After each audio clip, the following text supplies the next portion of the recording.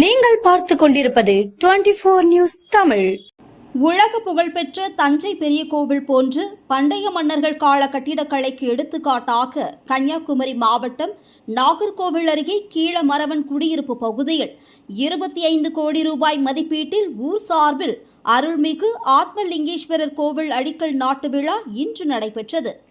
மேலும் தமிழ் கலாச்சாரத்தோடு கூடிய வழிபாடுகள் மற்றும் பூஜைகள் இங்கு நடைபெறும் எனவும் கோவில் தர்மகர்த்தா தெரிவித்துள்ளார். இதில் ஊர் மக்கள் ஏராளமானோர் கலந்து கொண்டனர். யாகவேள்வி பூஜைகள் தமிழில் நடைபெற்றது. கோவில் இல்லாத ஊரில் குடியிருக்க வேண்டாம் என்ற சான்றோர் வாக்குப்படி மன்னர்கள் காலம் தொட்டே கோவில்கள் நிறைந்த ஊராக கன்னியாகுமரி மாவட்டம் திகழ்ந்து வருகிறது. குமரி மாவட்டத்தில் சேர சோழ பாண்டியன் மன்னர்களின் கைவரிசையில் உருவான கோவில்களும் உண்டு.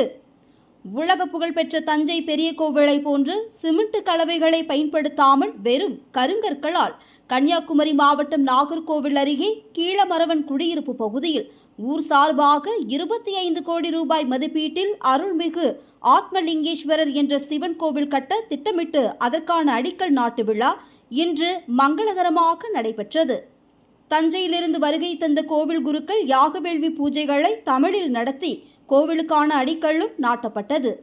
3 ஆண்டுகளுக்கு இந்த கட்டுமான பணிகள் முடித்து கும்பாபிஷேகம் நடத்த திட்டமிட்டு உள்ளனர்.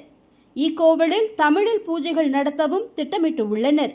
தமிழ் கலாச்சாரத்தோடு கூடிய வழிபாடுகள் தான் இனி இங்கு நடைபெறும் எனவும் ஊர் தலைவர் பால்குமார் தெரிவித்தார். 24 நியூஸ் தமிழ் செய்திகளுக்காக கன்னியாகுமரி மாவட்ட செய்தியாளர் டாக்டர் சி அபிஸ் ராஜா. வணக்கம். மரங்குடியிருப்பு ஆத்மலிங்கேஸ்வரர் சிவன் ஆலயம் கட்டுவதற்காக இன்று கால்நாட்டும் பணி நடைபெற்றது. கோயில் கட்டுவதற்காக முழுக்க கல்லினால் 25 கோடி ரூபாய் மதிப்பீட்டில் நாங்கள் கட்டுவதாக முடிவு செய்துள்ளோம்.